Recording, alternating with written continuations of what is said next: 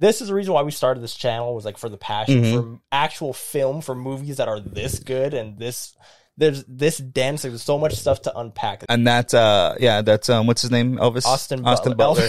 Elvis. Yeah, when Willy Wonka and Elvis are fighting at the end. Willy Wonka and Elvis. This is cool. That's what I'm saying. This is cooler. If you just wait until the movie comes out on Blu-ray and they edit lightsabers into all the sword scenes, and it's gonna be all right. This is the best Star Wars movie. And it's like the worm's turning around to leave, and he's like walking already. Like, yeah, I just drove or rode the biggest fucking worm, motherfuckers.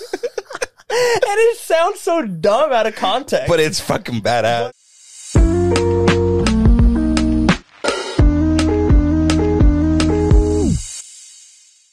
Welcome to an Act 4 Media Review. My name is Gabe. Over here to my left is my good friend, Misael. Hello, everyone. We just watched one of the biggest blockbusters, the first big blockbuster of the year. And probably the first movie we've seen this year. Oh, it's at least mine. Oh, it's the first movie I've seen this year. And it's March 1st. And it's March 1st. Finally, some good fucking food. And I'm going to say it.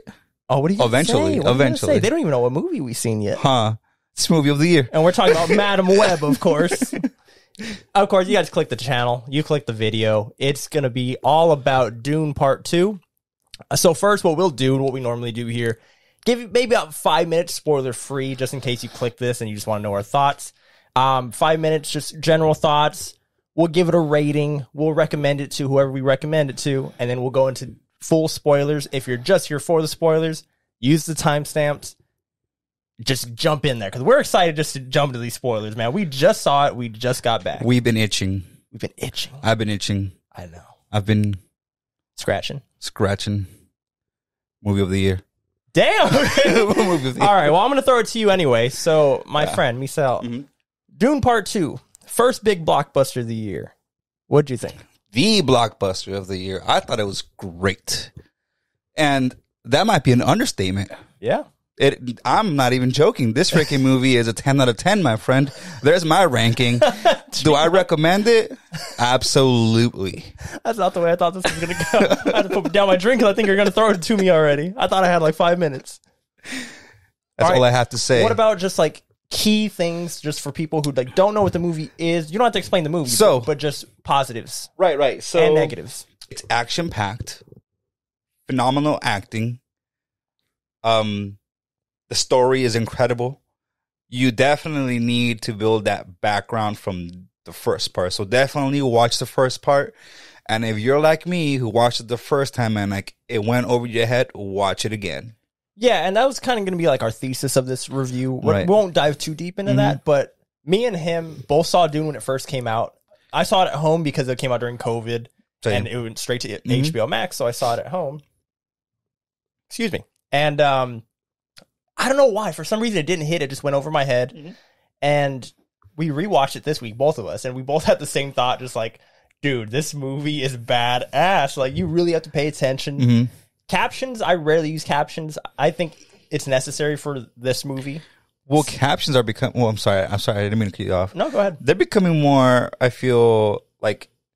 needed, in my opinion, for most things. Not really. But okay. But for this, yes, and also Game of Thrones season 1, because if you watch Game of Thrones season 1, it's a great way to compare it to this, because so many names are being thrown at you. So much information is being thrown at you. Right. You really got to know the names and understand who the players are, what's going on. And once you know, you're able to follow the story a lot better. Right. And maybe some people don't have that problem. It's a rich world. Yeah, you know, there's a lot to delve into and know, of course, and it all just went over my head the first time. I can't believe. I feel so dumb. I'm so good at like analyze, or at least I like to believe. I mean, we have this channel because we like to analyze movies. Yeah, I briefly mentioned earlier where I was like, the first one. To me, you asked me before the second watch, I was like, oh, that's just a movie. Right. Two families fighting. There's another, or houses, I should say. And then there's this other group of people who think this young guy is their messiah or whatever, right? But no, it's more than that.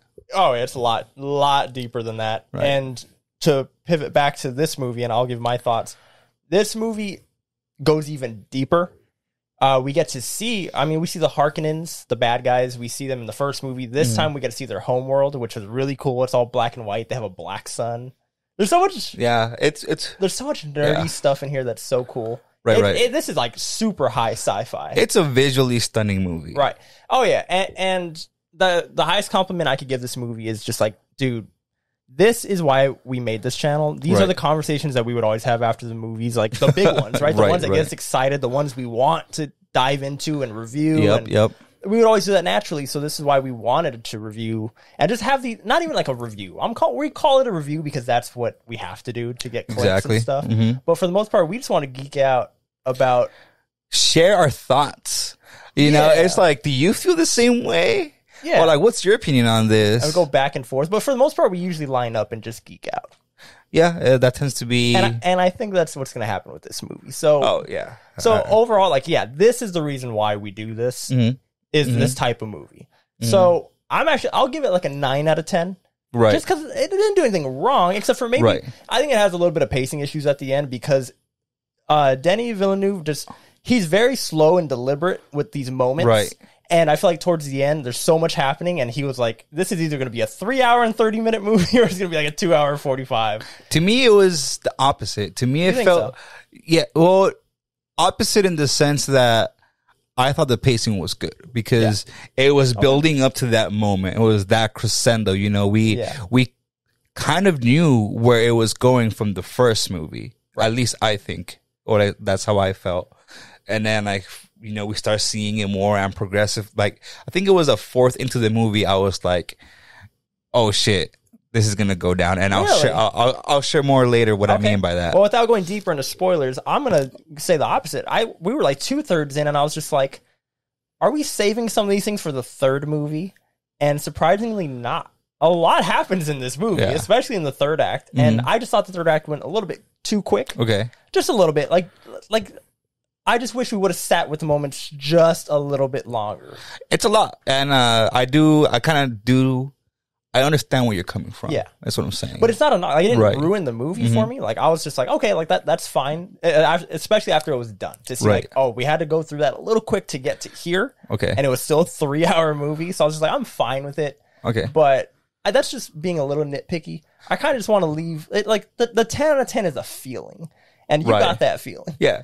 For me, I'm just like, not there yet. But I mean, I thought about it. So do you recommend it? Absolutely, 100%. I recommend this to, movie fans are going to watch it. Absolutely going to watch it. But I recommend it to like, let me get like super specific to like Star Wars fans. Like, okay. I'm going to say it. If this movie had lightsabers instead of swords, this would probably be the best Star Wars movie.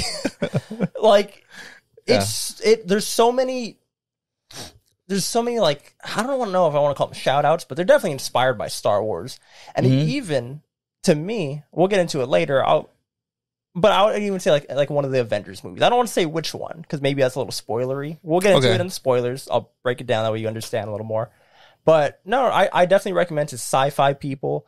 If you're into like any type of fandom, Harry Potter, anything that like builds a world and you can actually sit and pay attention and like enjoy the world building. World building, okay. Game of Thrones, especially. If you like Game of Thrones, like if you dealt with season 1, this is your alley right here. Definitely watch it. They're long movies, but guess what? Game of Thrones is like 8 seasons. You can watch 2 movies that are like 5 hours in total.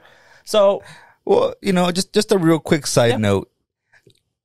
Are you enjoying these longer movies? 100%, man.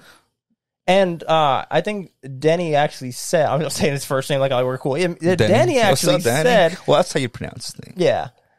But we're not on first name basis, me and Danny. But anyway, Mr. Villeneuve. Mr. Villeneuve said that he thinks that millennials are craving longer movies with the success of like Oppenheimer and like Killers of the Flower Moon. Killers of the Flower Moon was more of a critical success. It wasn't like a box office bomb or anything like that. But it wasn't as popular as like Oppenheimer. Like that's one of the biggest movies of the year, surprisingly.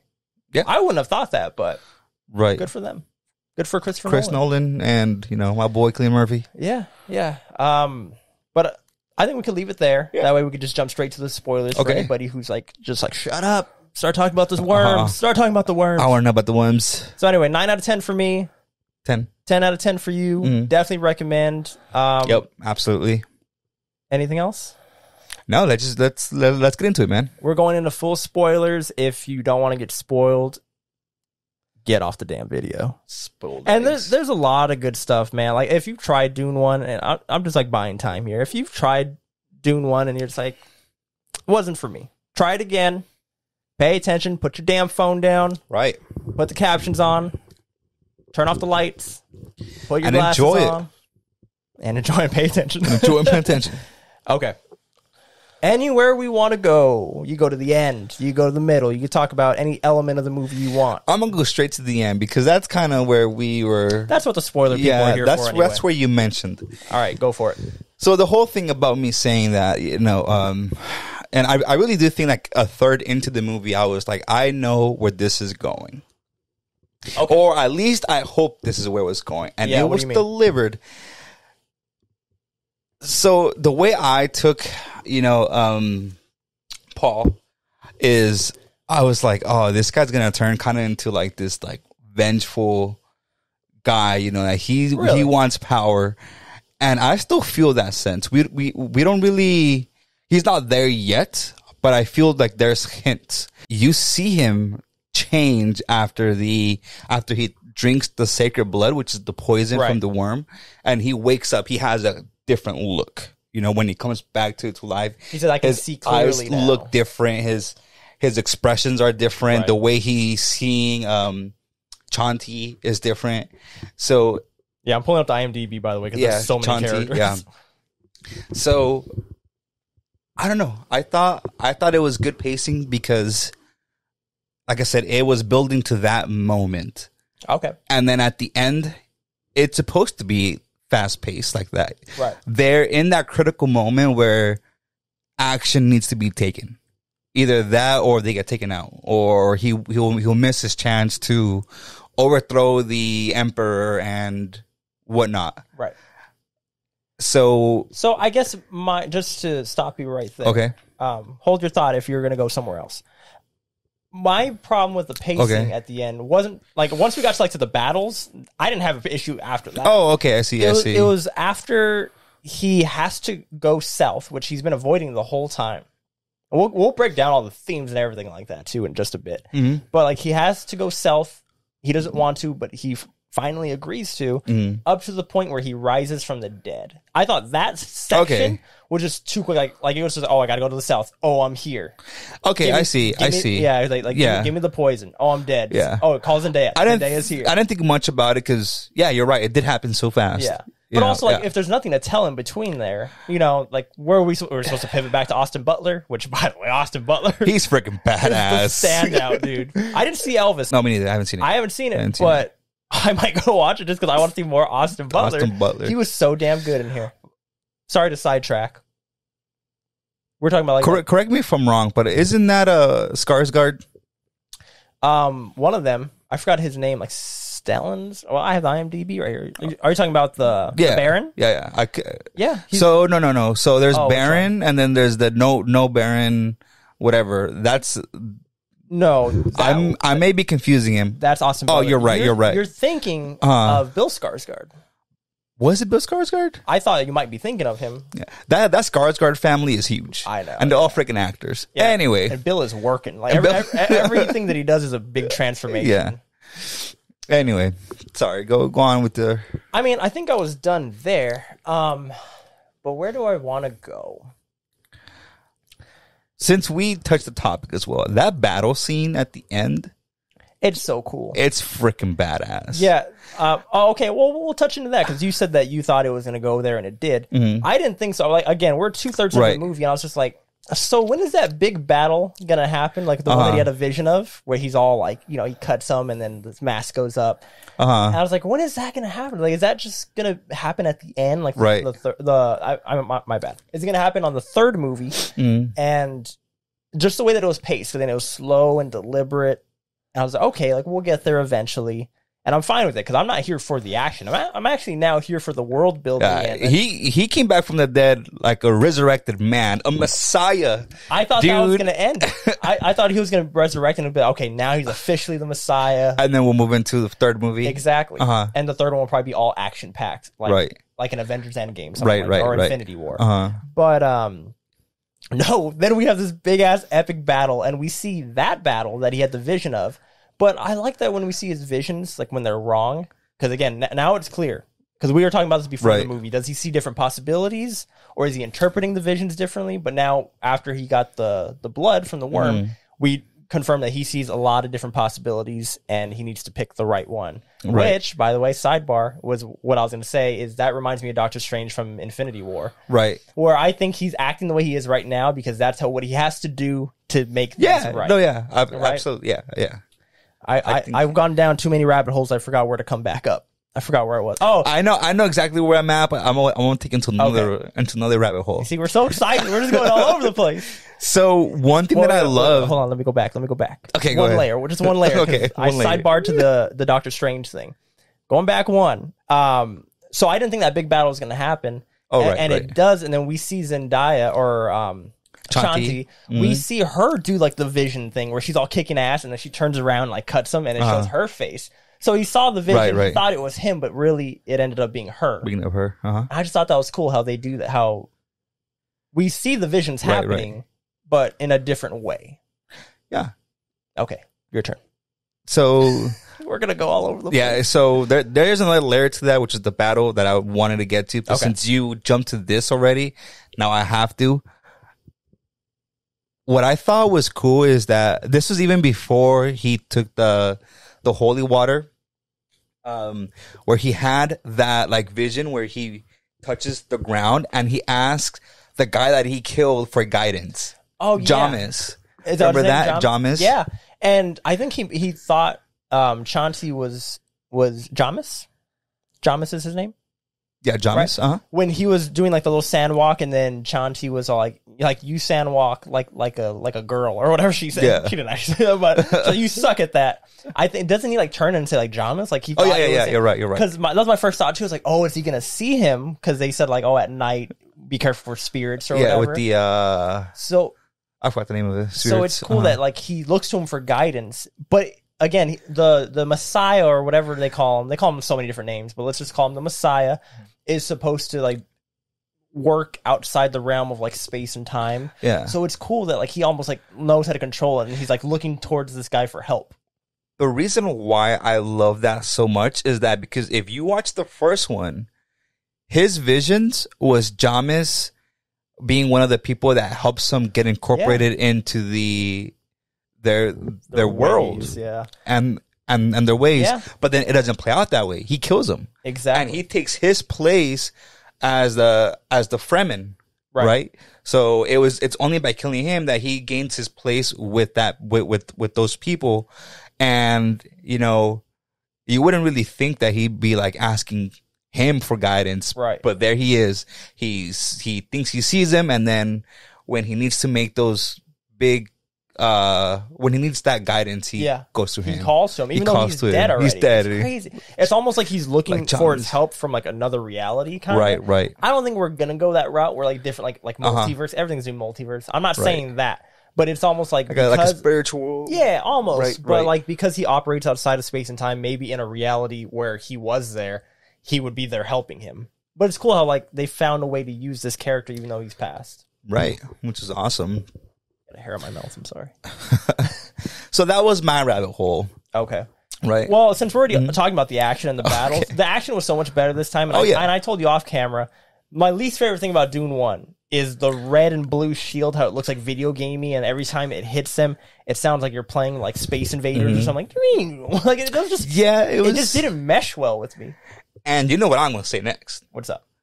To me, what I felt that was the freaking anti-gravity suits or whatever they were wearing. I don't know. What's your problem with the anti-gravity suits? It looks just, I don't know. It just doesn't feel right. Did it look like they were just like on wires to you or something? It kind of, in a way, looked like, my first reaction, wire work or something. Because my first reaction was like, cool. And then you were just like, okay. Immediately, you're just like, not for me. No. And this happened like the first 10 minutes Yeah. of the movie. So anyway, I'm not just bringing it up just to nitpick. I'm bringing it up because it was a nitpick for me, and during the rewatch, I was just like, nah, that still sucks. Like in my opinion, Right. But in this one, they pulled back and they use it a lot less. I actually like when the vehicles have that little shield, the overshield. Yeah, that makes sense. Because the bombs like kind of like dig a little bit and then they go boom. You know, like Yeah. it's pushing through the shield. Right, Yeah, it's right. cool. It's cool. But anyway, more specifically, since we're talking about the action scenes, I thought they were so much more intense. And the scene that had me, my palms were sweaty. And I touched you after, so you can see that my palms were sweaty. And they were a lot worse by the time I touched you. But, yeah, pause. At the end with Paul, when he's fighting, what's his name? the no Baron. Was that really what he was called? So it's He no must have a name. it's no Baron something. And that's what's his name? Elvis? Austin Butler. Elvis. Yeah, Elvis. yeah. When Willy Wonka and Elvis are fighting at When the end, Willy Wonka and Elvis. that fight was so intense because there was no music and it was just them, like great choreography. I'm pretty sure they're the ones doing it too. Both good fighters as well. Yeah, you know, they're both known. It was so intense. Like, the battle that we get right before then on the third act. Oh, his name is Fade Rotha. Oh, Roth. Okay, okay. Rotha. Let's just say that. Okay. Why not? Rotha. Fade Rotha. And that he was. We'll get to him. He was a character. He was a damn good character. But anyway, specifically that fight, so we can get off the action scenes. Well, I was something to point out because that's what got us there to this point. Yeah, because there's the big action scene first, okay, which was fun with like the sandworms and everything. Oh man, the sandworms. I have something to say about that too. Okay. So damn, this is gonna be a long spoiler chat. Finish your point. I'm like trying to rush that way it's not as long. But you know what? If you guys are here to talk spoilers, you guys better stay. Exactly. We got a lot to talk about. So yeah, we'll cover all the action. But anyway, that last scene, the last action scene with Austin Butler, Mr. Fade, and Mr. Paul. So intense, no music, and so much drama too. Like, and this piece of shit too. We've seen him kill lots of women. There's a lot in stakes. Oh yeah, and it's more than that. And it's all led up to this. Like not just this movie, but the last. They're movie. cousins. Oh my god, they're fighting to be the emperor. You know, it's so much. Oh, we haven't even talked about that reveal. That came out of nowhere. I was like, oh my god, this movie's crazy. But yeah, and then he reveals to him that he's his cousin. He's just like, oh, I've been waiting to meet you, cousin. And he's like, cousin? Oh, really? And he's like, cool, I don't care. I'm gonna kill you. You're not the first family member I killed because he killed his mom. That's what he says, actually. Yeah. But anyway, I'm not going to break down the whole fight. The point is that fight was intense. Yeah, it was intense. It all led up to there, and the fact that intense. He got stabbed. Again, we've seen in part one, in Dune part one, that Zendaya had stabbed him. So many names, man. I'm sorry. Paul? No. Chani. Chani. That Chani like stabs him. Like first, like he like kisses her, and like she like stabs him. He ends up being stabbed in the same spot, but it's by this guy. So again, like how they're playing with that. Mm-hmm. But anyway, where do you want to go with your action scenes? Just the overall last. Well, you know, there's a bunch of them, but for the sake of keeping this short, we'll stick with what I think is the best one, which is the last one. And this is where I think, you know, the Game of Thrones fans are gonna like it because I can't remember such an intense battle. Yeah. Since Battle of the Bastards. You know what? I'll agree with you. I was like, wait a second. Did Endgame come out before or after Battle of the Bastards? I think it goes after. Was it after? Whatever. After Endgame. I get your point. You get my point. Battles like this are few and far between, and this was a really damn good one. It was a damn good one. And when, again, if you pay attention, you learn, or you're listening to what they're saying about the houses and how they fight and how they survive and different stuff like that. The fighting styles are cool because, like, you'll see the Fremen pop out of the sand. They're like, freaking running. So cool, yeah. And they're fast paced. They have like these short blades, while the Emperor's soldiers, I forgot their names. Yeah. They have these like big like swords or blades. And they also have guns. And they have guns like, too. The Fremen don't really have guns. They don't have guns, no. You know what? In part one, not to go on too much of a tangent here, in part one, there's like a pistol that he had. Remember? He was just like, oh, you'll get your pistol when you earn it. I can't remember. It was at the very end, like when. Oh, I think you're right. When his mom is fighting. What's his name? Javier Bardem. His character. What's Let me get the IMDb. Stilgar. There you go. You're good at names. Stilgar. Anyway, yeah, that was just a sidebar. That gun never really comes back. But oh well. They do have other like weapons. Yeah. But anyway, like the cool lasers. They have lasers. Those lasers are cool. Yeah. our point has been made. That battle, intense. Dude, again, like in part 1, when I wasn't a fan of it and people would ask me about it, I didn't really care about the worms. I'd make fun of the worms. Like, yeah, something about like worms are important. I'm so hyped every time there's a worm now. When the worm pops out of the sand. Which one? Which one? That's the whole movie, huh? No, Which one? In the battle. Because, like, they shoot the warheads behind them. That way, like, the sand covers them. And then... Oh, isn't there a wall there? So that was their way to make way for the worms to get in? I don't know. The way that I think that's what it was. Okay. I didn't know that. That's why we see those big rocks flying. Gotcha. Right. Okay. You know. Okay. Well, that's even cooler. So yeah. Okay. So they hit the wall. It goes down, and then these dudes just got messed up. If the nuke didn't kill them, or not so much nuke, it was just like those missiles or whatever. Yeah. You know? Point is, if that didn't kill them and the rocks didn't kill them, all the rubble. Here came some big fucking worms. Yeah, out of like it starts clearing up a little bit, and the big ass worm just like out of the like I want to call it smoke, but no, it's out of the sand because there's sand everywhere. See, I was expecting for them to get like picked out like we seen earlier. Yeah, where it's just like it's like a horror movie, dude. You're like you can't see anything, so cool, and you're just like looking around waiting for them to pop up, and you just see the other soldiers around you just getting picked up. You see, we're talking about this is why this movie's good. We're talking a lot about what's happened, and we haven't even like really complimented the story, the actors. Oh, the actors, as like, well, yeah. Because we should have done that in the spoiler-free section. Probably. That way people would know. But anyway, yeah, Timothée Chalamet, he's becoming one of my favorite actors now. He's good. He's very good. And I know, like, people have already known I haven't seen Wonka, and you loved Wonka. I loved Wonka, and I loved his portrayal of Wonka, too, surprisingly. I didn't think I would, but yeah. And in Dune 1, when I first saw it, I was just like, it's fine. The second time around, I liked him more, but this one, he unleashes. And again, we're just going all over the place. This isn't very organized. We're excited. Whatever. Well, I'm just going to jump straight to it. This movie is like Revenge of the Sith done right. I can see that. There's so much imagery of him walking.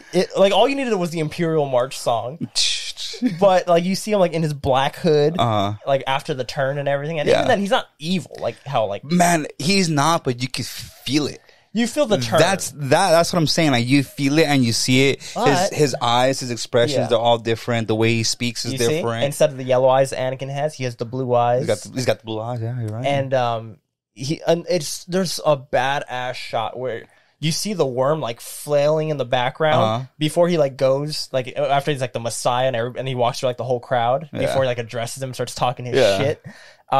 Like we just see him walking, but the worm's like freaking out. Not freaking out, but it's like turning behind him. So the way I thought is that was him getting off the worm. 100%. Yeah. It was like the worm's turning around to leave and he's like walking already. Like, I just drove or rode the biggest fucking worm, motherfuckers.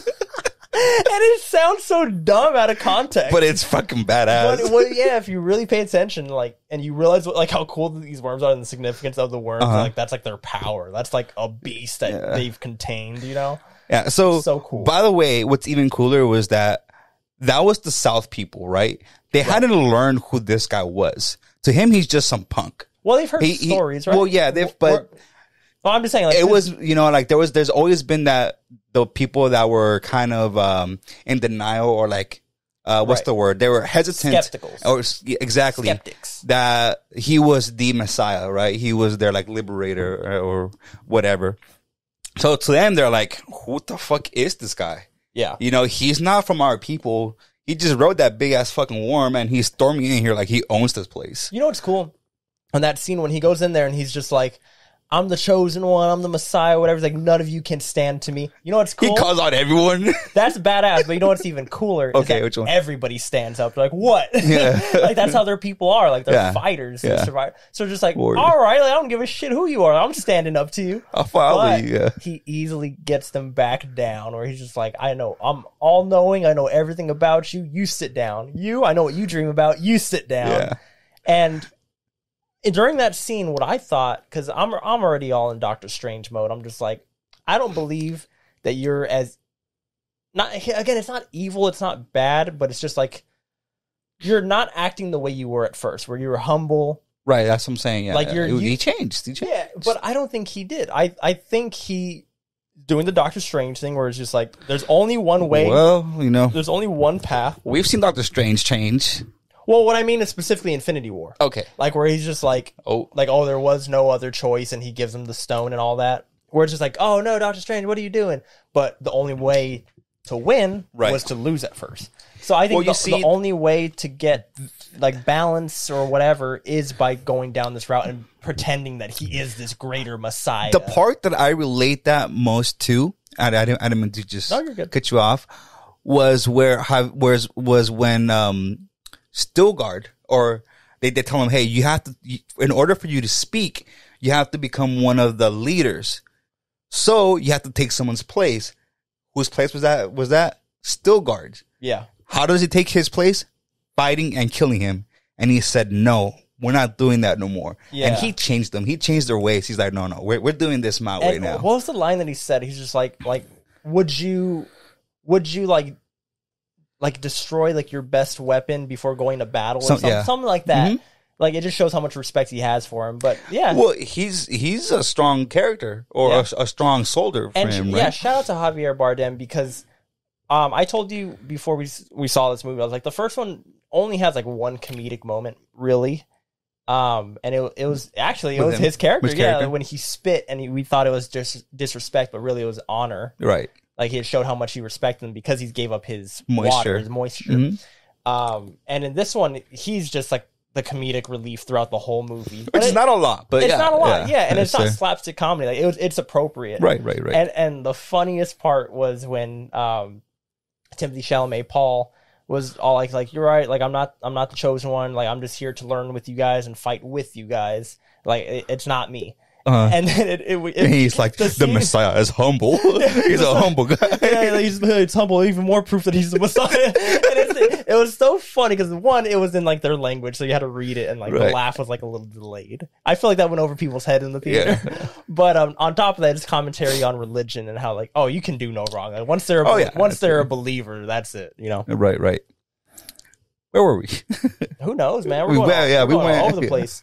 Well, we covered all the battles and everything. Let's get a little bit deeper. Mm-hmm. Because we like to analyze too. We're not just like, oh, that's cool.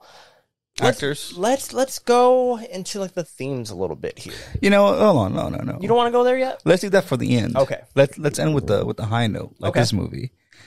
If I had one little complaint about this movie, which is not a lot, or it's not even a complaint, it's more like I wish I would have seen more, was Dave's character. Dave Bautista's character. Oh, okay. See, I thought he was going to be important in the first one, and he was just a side character. You know, I think that's all he's supposed to be. Maybe, but I wish I could have seen him, because he's supposed to be a ruthless guy. Like, he was there for a reason. He was there in Arrakis for a reason, right? So he has to have a little bit more history. So we didn't get to see him slaughter the Atreides house. In the first one, we got to see him do a little Darth Vader in Empire, where he's just killing all his men. Oh yeah, he's like snapping necks and everything. Yeah. But the way that I saw him was, I just thought that he was a coward. Like, not a coward, but like not a coward. But he's trying to act tougher than he really is. Okay, I can see that. And when someone who's actually tough, who's like skinnier, I mean, he's still buff, but like Dave Bautista is a monster. He's big. He's built. So when you see Austin Butler come, even though he looks great, he's smaller than Dave Bautista, but even then, he's the better. But he's tall. He's tall too. He's more evil, more maniacal. Like, he's a savage. He's a psychopath. And he makes him like kiss his shoe and everything. Like, I thought that was the scene where he was just like, no, like, you're not power. Like, I'm power. I'm power. Yeah. Okay. Any surprises? Oh yeah, what's her name? Anya Taylor-Joy. Appeared out of nowhere. Biggest surprise. This cast is like it's all stars, man. It's stacked. This is the all star. This is. What was it called? What was our basketball name? The Dream Team. Oh, the Dream Team. Okay. This is the Dream Team of actors. And of course, like, there's tons that can be in here. You know what I was thinking who should be in here? Like, I don't know why, but I was thinking of, oh man, now I'm forgetting his name. He's going to play Blade. Mahershala Ali. Yeah. I was just like, man, I would love to see him in these movies. I don't know where. Maybe put him in another house or something. He could have been. Yeah, actually, I completely agree with you. I would love to see him. Yeah, that would be great. Anyway, that's sidebar. Yeah, Anya Taylor-Joy. What about all that? What do you think about all the sister stuff? Because again, like the witches and everything, and Paul, like they all work out of time, and they can contact the sister who's not even born yet. They can talk to the sister, but I think because they're talking to her future self. Yeah, that's how crazy is that? Yeah, like what if she's not even born? But we are still seeing an alternate. That's kind of what left me thinking. Like we don't know. Just so far from what we've seen has been Paul's kind of visions, right? It hasn't. It's not really. Nothing's really come to fruition. Yeah, and from what we've seen, it hasn't always been accurate. It's been something. It's close. Right. It's close. It's close, but not exactly. Right. Right. So things are happening, but slightly differently. I have one really big thing that I want to say, but I think I'm going to end with that. Okay. So just remind me of that. You remind yourself. There's a lot I'm trying to keep. Okay. I'll try to remember. I have it here. Your one big thing. Yeah, I have it here. Anyway. If we want to talk about even like smaller stuff, one of the shots that I really liked. And just overall, shout out to the relationship between Paul and Chani, because if that doesn't work, this movie doesn't work. And Tom Holland better watch out, because these two got chemistry. You think so? I mean, on camera. Their relationship is the backbone of this movie. It's the through line. It's the heart of this movie. And there's this one scene that's really cool. Like, I just want to shout out. I don't know if it's cinematographer or I don't know if it's Danny. I'm just saying I don't know who to give the credit to. But while he's telling her about his home planet, she asks, like, is it true that water falls from the sky? And then he says, yeah, like it rains all the time. And as he's telling her this, he tells her, look at like all the sand right here. And it's a shot from behind. Yeah. And every wide shot is just absolutely gorgeous. And that's not just for Dune. It's not just for Dune Part 1. It's all his movies. Right. But specifically this one. Like we're looking at them from behind, right? And he's telling the story, and I think maybe there's like a little like soft music playing, and he's like describing like look outside, and, like all these dunes, like just imagine all this but water. And she's just like, no, you're lying. So like they're having this really sweet moment, and the camera just like it's on top of him and like slowly pans down back, and I was just like, wow. What a beautiful moment. And it's just stuff like that, like the little moments. It's film. It's like it's the little things that you're like when you're paying attention, like just that, like that little like slow drop, like felt beautiful. Right. And just little things, like there's tons of moments, but for some reason that was the one that stuck with you. That stuck with me. Yeah, beautiful moment. I don't know which one stuck with me the most. There's just like you said, there's so many. 2 hours and 45 minutes of beautiful moments. Yeah, there's so many. Yeah, I'm not even gonna try. But yeah, like their love story was really good, and on top of that, it's messy. It's not like he just gets the girl. No, like he falls in love and doesn't get her in this movie. And again, I think some of that is due to him and where he comes from, right? Well, I think he's playing the long game. Like he would love to be with her, but he can't because he has to follow this path in order for things to be okay. He does tell her like, as long as I'm breathing, I will always love you. Yeah. And then moments later, he tells the Emperor, this is what's gonna happen. You're gonna die, and I'm gonna take your daughter's hand." Yeah. And just that moment where if I remember correctly, he does look back at her.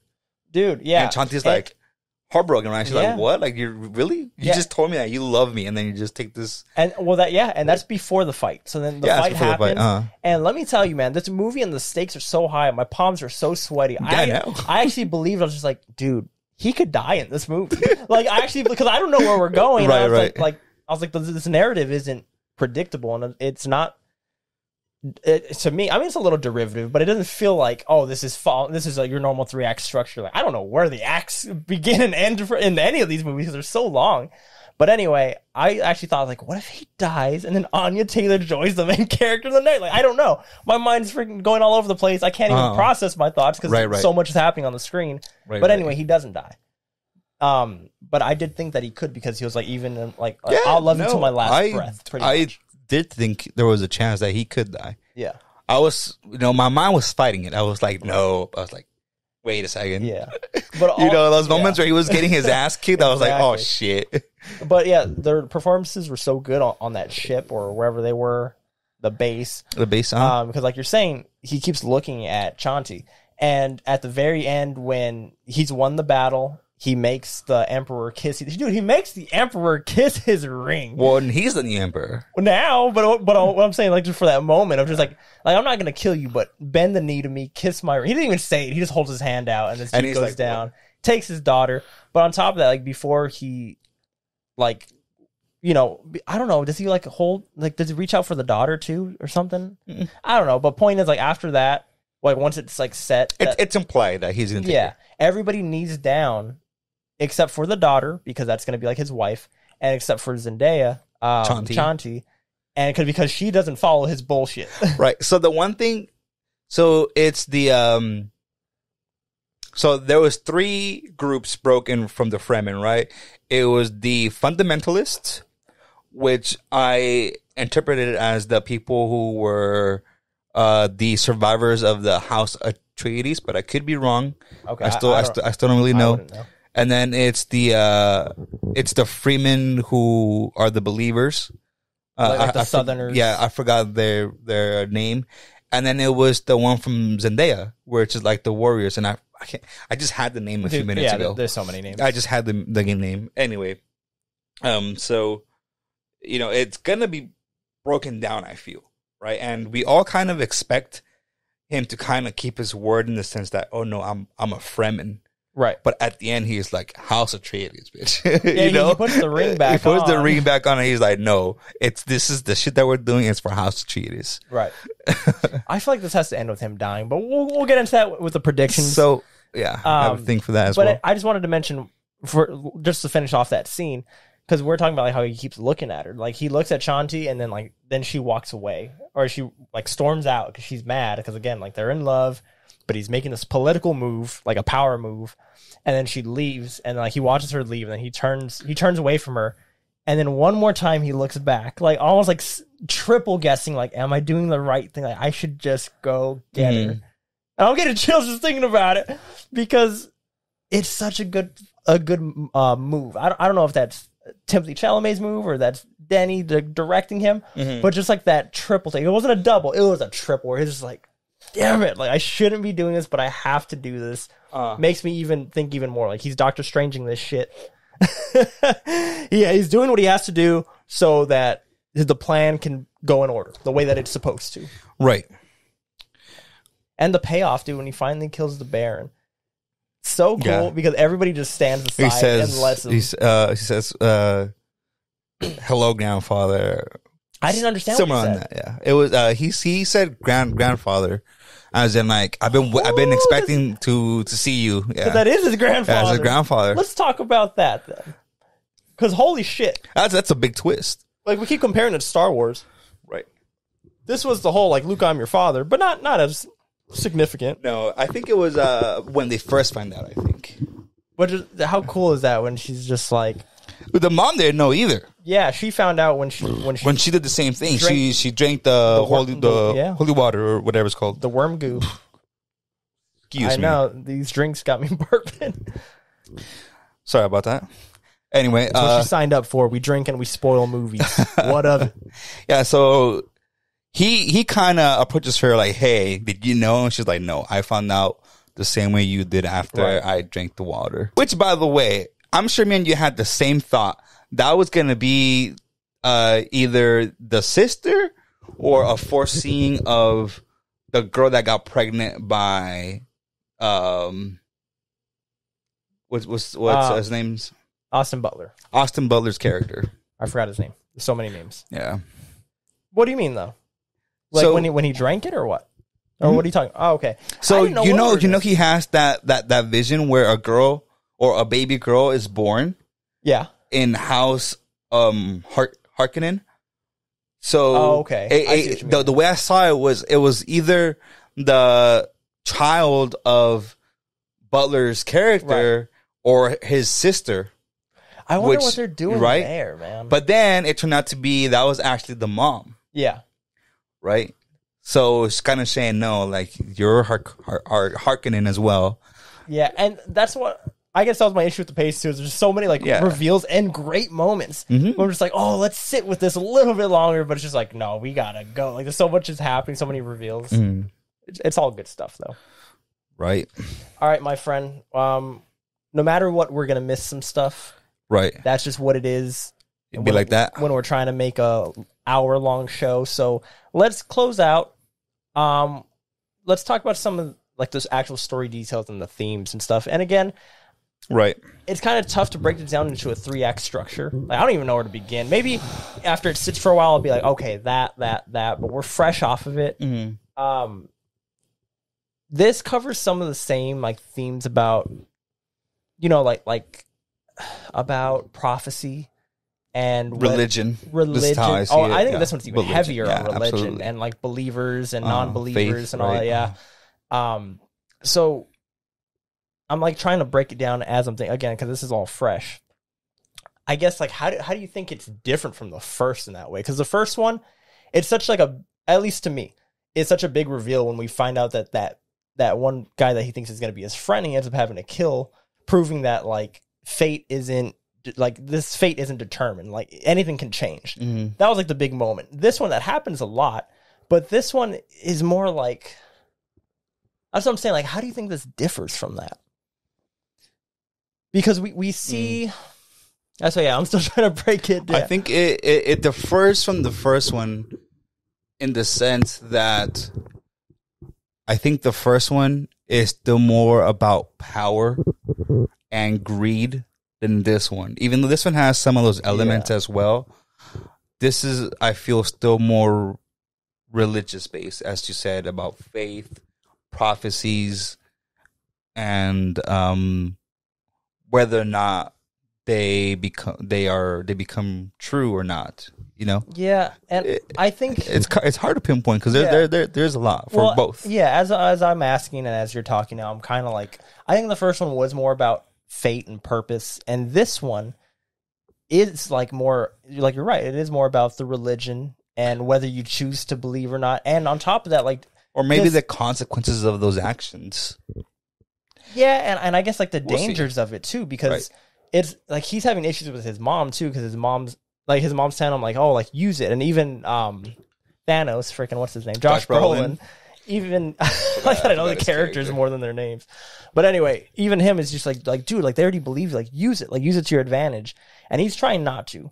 Like, he understands that this prophecy is bullshit, but it's almost like he starts buying into it a little bit. And this is where, you know, I feel like they have that fundamental belief where, like, hey, dude, you don't forget where you're actually from, which is House Atreides. Yeah. And he's like, no, but this isn't our matter. It's mostly theirs. It's the people. It's the Fremen people, right? Right. So he believes that it's that they should have a Fremen as a leader who takes these actions, who liberates these people from the greedy empire, I guess, for lack of a better word, from taking over their resources, and not him, right, per se. Damn. Yeah, I know that, like, after this sits for a while, and then after rewatches, like, I'll be able to, like, break it down. Right. I think it just needs to marinate a little bit, but yeah, I think the biggest elements here are the love story, like him choosing the political move over love. But again, I think that payoff's gonna come later, where it's just like, he does love her and he wants to be with her, but he had to do this for a reason. 2, what, you want to say something about that? No, go ahead. I'll add right now. Okay, 2 would be like the religious aspect, because throughout the whole thing, it's just like, this side thinks that you're the Messiah, these guys are non-believers, and they're like, oh, now everybody believes. And then, like, after he starts getting like crazy Messiah powers, then like everybody believes. But you ready for this? Go ahead. I think he's a false Messiah. I think the real Messiah is Chani. Really? 100%. Wow. I haven't read the books. I haven't read the books. You're full of shit. I haven't read the books. I haven't read the books. I haven't read anything. So you think all these moves are to set her up to do something? Mm-hmm. Because the movie does end with her leaving. Which is why I fully believe that it's going to be a Fremen person, in this case Chani, who is going to be the leader of the Fremen and are going to liberate the planet. And then, like, in his vision in the first one, it's him on the back of like a ship with her. But what if it was really about her? and he's with her. Oh, put that shit on. I think Make Paul, a YouTube video. I think Paul is going to be too focused in revenge. I think it will consume him, and the holy war against the other houses. That is gonna either open the eyes of the Fremen people and kind of let her find her way. Like, hey, this is wrong. What he's doing is wrong. Right. And I think we should stick to our roots and protect ourselves and our home planet. So you really think that this is who he is? I've been saying that. Yeah, I think so. Because I don't like. You really don't think so? I don't. Because they keep stressing, like he says, like as long as like he's almost like predicting, like, hey, you're not gonna like what I do, but as long as I breathe, just know that I love you. Like you're not gonna like what I do next. Yeah, he's gonna change, and he's gonna get even worse. I don't think he's gonna change. I think he's acting like that. I don't know. This is cool. I'm glad we're on two different pages. I don't think so. And on top of that, like it seems like when he's just like, it almost feels like regret when he's making these decisions. Like, again, with the triple take, with seeing her. You see, I didn't see it as regret. Wow. To me, that third take, that third turnaround that you said, to me, it wasn't him seeing her leave. To me, it was him seeing the people he had left on his side. Okay. I don't like that you said just how you said it. It's like, did you ever see Oprah say, were you silent or were you silenced? No. I think I have. I'll show you after, but it sounded something like that. Really? No, just go ahead. No, that was it, you know? Because he looked back at Josh Brolin's character, and he looked back at Stilgar. Yeah, you know, and he's still cheering on. Oh yeah, like this is mine. Down for him. Yeah, he's down for him. Yeah, it's like Stilgar covers the theme of like religion. Like it's him and also Zendaya. Powerful faithful. Right. Him and Zendaya, like they're like the contrast where she just loves him for him. Stilgar, even though like I think he does care for him like as a person, he does always see him as a messiah. Like they're going back and forth, and like that's like the religion aspect, and then you have like the love story with her. And then you have like all like the war stuff and like there's so many elements in here. It's hard to like just grasp the themes right now because that's kind of like what we're talking about. But I like that we're on two different sides of this because that's what it's going to make a better third movie. Because the third one's going to come out in like 2 years, and we're going to have to like go back and forth on what we believe. I have to watch this again. We're going to rewatch it. Maybe we'll flip flop, but you know what? You're right. You know. So who knows? But where do you think the movie or the third movie is going to go? I guess we kind of covered that. I think what I just said right now, where it's going to cover the Holy War. Yeah. Right. Are we doing a space battle? Like, are we going to pick up right where this one left off? Or is there going to be a time skip? Do not know. That's what I'm not sure. Because they're leaving. Like, they're going to space right now. And they're coming to... They're going after them. The way that I see it is the other houses are probably going back to their homeland and get everyone ready. They were coming to Arrakis. Right? That's just called Arrakis? Yeah. They just had a few ships. Yeah, I guess it's enough against the Fremen probably. Yeah. So who knows? You know, we'll see.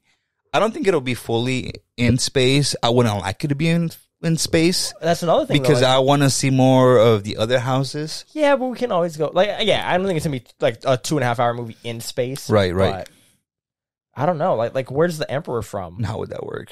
Like, do we go to the Emperor's planet? And now it seems like that's an entirely that's another family on its own. Okay, so you think that's his his home planet. Yeah, that's his home planet. So that's he can go back to his planet with the water and everything. What is their planet called? Caladan. Damn, you're good with names. Caladan. Yeah. I would not have remembered that. Maybe they go there and that's the base for the war. You know, but yeah, I'm super excited to see the other houses and like their religions and like what they think, what their role is in all of this. I don't know how many there are. Do we know? I don't know, but I think I counted 5, like 5 other ones. Yeah, five like ships. Okay, as they were coming down, you know, when they say, "Oh, who's that?" Oh, those other houses. And that's the thing. Like, do we go to war? Like, how does this whole story end? Because I have no idea. Does it end with everybody becoming like united and one people? And if that's the case, does he have to be like a sacrificial lamb? Like, does he want to become the bad guy that everybody takes down? That way they can unite? Who knows? I didn't read the books. I guess we're just going to have to wait and see. If any of you have read the books, don't spoil what's coming up ahead. Just tell us. has these movies lined up with the source material? Yeah, If so, let us know. what are your thoughts? Is it a good portrayal? Let us know, because we don't know. We don't know. It's got to be, though. I assume so. But to me, the one thing that I'm almost certain of is that he has to die. Absolutely. The one thing that stops Absolutely. me. The one thing that stops me is that I would love for him and Zendaya to be together because I just love their love story so much. I love it too, but I don't want that. Really? I don't want that. No. I really think that, as I said, he is the false Messiah. She is the real Messiah. She is the one who liberates her people. I mean, I think he is a false Messiah, but I think he knows that. And I think that he's manipulating the chessboard to end up that way. But I feel like I think that if you ask me right now, where do I think it's going to go? Like, put money on it. I think that's what it's going to be. He has to become the bad guy that everybody takes down. Okay. Because he's already the emperor. Like, there's nowhere higher to go. Okay. I don't like the way that you're just okaying my theory, but your theory was to die. Because it's changing now. I feel like you're changed it already. No, that's what I said. Okay, I said that he's got to be the bad guy because I don't think that he believes in what he's doing right now. I think he's playing a part. So you're saying, is he a bad guy now or no? No, but he's on his way to, because he's all powerful. Okay, yeah, okay. And what do you do when you're all powerful? And like if he's the one manipulating the board, he knows everything that's gonna happen, and he knows where he needs to get to. Because he said in this one, "I know the path." He said, "I see." This is what he did. He went like that. He said, "I see like all the potential futures." He's like, but I see one narrow path that I must follow. And again, to back up, like with this movie, like Zendaya's character is like the one that's supposed to keep him human, and she's the one that's like, as long as you never lose your way, like, I'll love you. And he said, as long as I have a breath, I'll love you. And she did. And I believe that their love, like, what they're saying is true. I'm just saying, this is where I'm at. Right. I'm just summing up my whole theory. So I believe that both of them, what they're saying is true. I don't know. I have no idea what she's going to do. Mm-hmm. I don't know if she's going to go even further south and like find some more secrets or what. Yeah, I could see that happening where it's like a love that just can't be. Yeah. Well, at least that's kind of how I'm seeing it, where, you know, it's kind of like an Anakin and what's her name? Padme. And you know what? In my theory, both of our theories could be right, because she could end up on top. But in mine, he's going to be the bad guy. Oh, I think that's what she means. Because I said he's going to be the bad guy. So you're saying I'll switch up. No. What I'm saying is in his plan, maybe he has to be the bad guy that everybody has to team up and to take down. Because what he wants is to everybody to be united. You know, like he follows his dad's path, where it's just like, I want to use, not use, that sounds bad. I want to go down there and partner up with the Fremen. And that's why this whole dad's way, that's why they were calling him weak and that he has to go. Because we need to take over the Fremen. We can't partner up with them. Right. So if he's following his dad's ways. No, don't forget, his dad didn't want to have any problems with the Fremen. Yeah. He wanted to be united with them. Yeah, and you want to use the sand power. Remember how he said that? Like, we got to use the sand power. So cool. We got the water power. Anyway. Sand power. Okay, I see why you're... You either die a hero, or live long enough to see yourself become the villain. Damn, that applies. It keeps applying.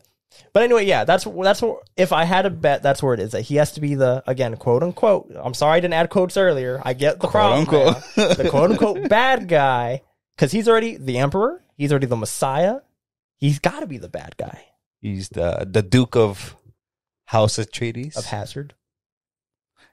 And who knows, maybe by the fall, he's also the Duke or whatever, or the Baron of the Harkonnens. That's true. And he also has Harkonnen blood in him. Oh, yeah. There's so much. I already know that, like, I'm going to edit this video and be like, we didn't cover this. We didn't cover this. So now, you know, he could, you know, so he has the Fremen behind his back. Yep. By default, I feel like he's going to have House Atreides with there's him. Nobody left. And he's going to show up to the freaking Gaia something, whatever the planet of the Harkonnens are, and be like, I'm the new boss. Yeah, this is my blood. So now he's got all these. Oh shoot! And maybe the Fremen and them won't want to team up, and he's gonna try. Oh, who knows? It's gonna get holy messy. war is gonna get crazy. It's gonna get messy. I was thinking he's trying to avoid a holy war with thousands of people, with millions of people starving. At first, he was. You see, but not anymore. This goes with your theory, though, that you think that he believes what he's saying. I don't. This is awesome. I'm glad we're on different pages, though. Right. it just shows how good this movie is and Exactly. how All right. it's gonna drive people. Finishing thoughts. I'm just trying to think. I got everything out already. Florence Pugh, barely in it, but I think she has a bigger role to play. Absolutely. All the actors were great. I'm trying to shout out whoever we didn't shout out yet. Christopher Walken, he was all right. He was barely in it. Yeah. He was barely in it, but I like that he's the emperor. It's like Christopher Walken's your emperor. Hell yeah. Skarsgård, he was good as the Baron for as long as we had him, but it was time for him to go. I like that Austin Butler was the that bad was great. guy. That was great. You know what? All three of them are gone now. Yeah, all of them. That's The what I'm saying. Hartmans. That's what I'm saying. Yeah. It's So only they need him. a leader. It's only him. At least unless we have that time skip, then maybe by then the girl is gonna be born or boy, whatever. No, the girl. It's a girl. Yeah, I don't know what her role is going to be. I don't know if she's ever going to be born or if we're going to time skip. No clue. I would like if she's not born, or not that she's not born, but I would like if we don't time skip, but the only way that we contact with her is through the future, quote unquote. I wouldn't mind that because time works differently for them. You see, you keep saying that, but I never got that feeling. Well, I mean, how else are they talking to her?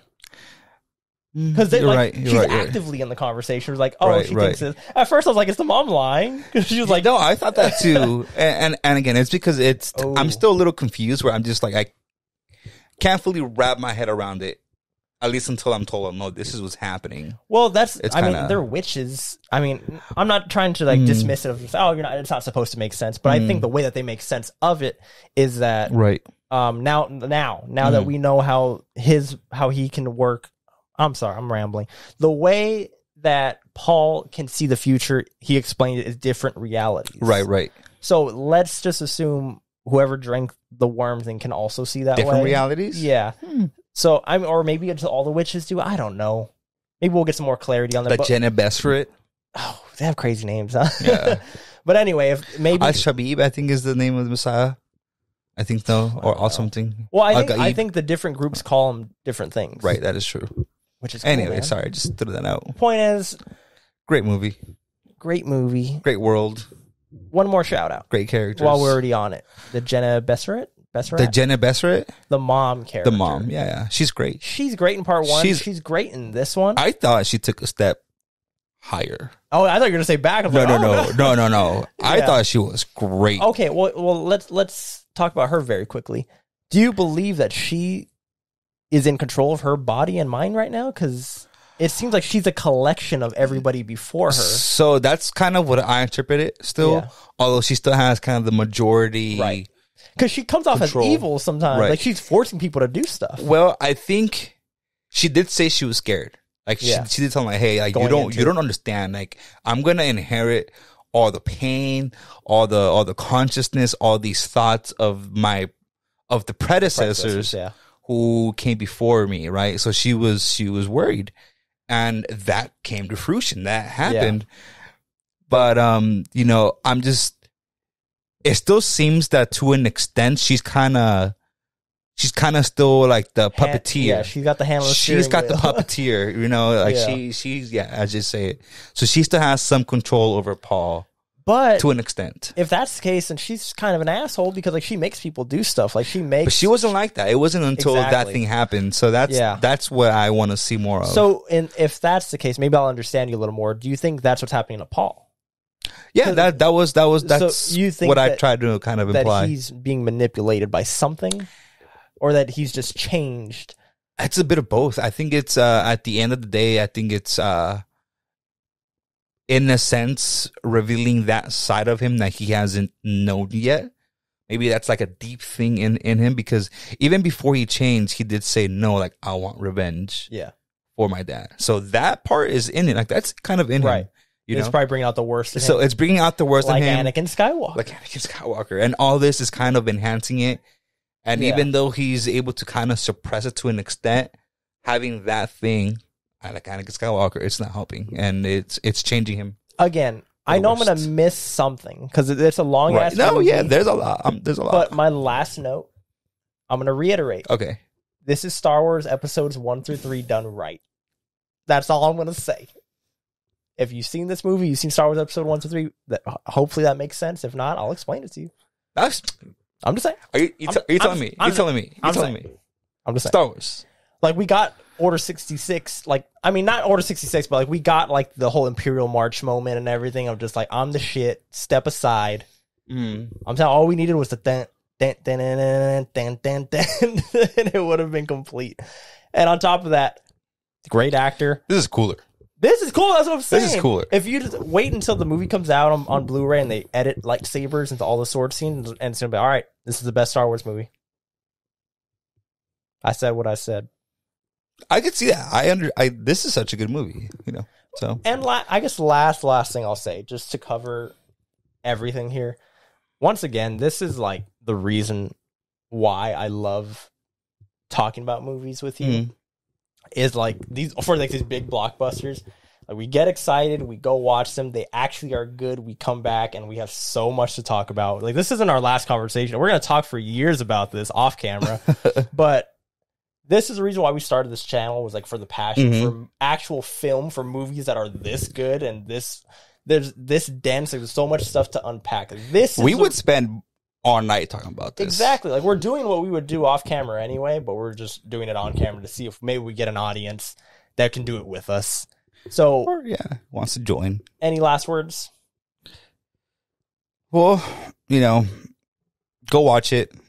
Give it a try if you don't like the first one. It's so damn good.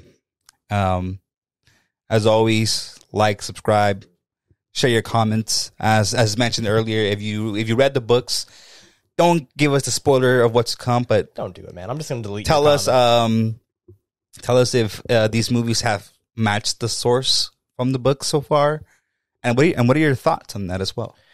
Yeah, as you mentioned, do all those things. Last note, if you made it this far, definitely subscribe. We're almost at 150 subscribers, which has been the next goal. Definitely subscribe, as he already mentioned, like, comment, share, all of those things. Until next time, my friend. Until next time. Peace out.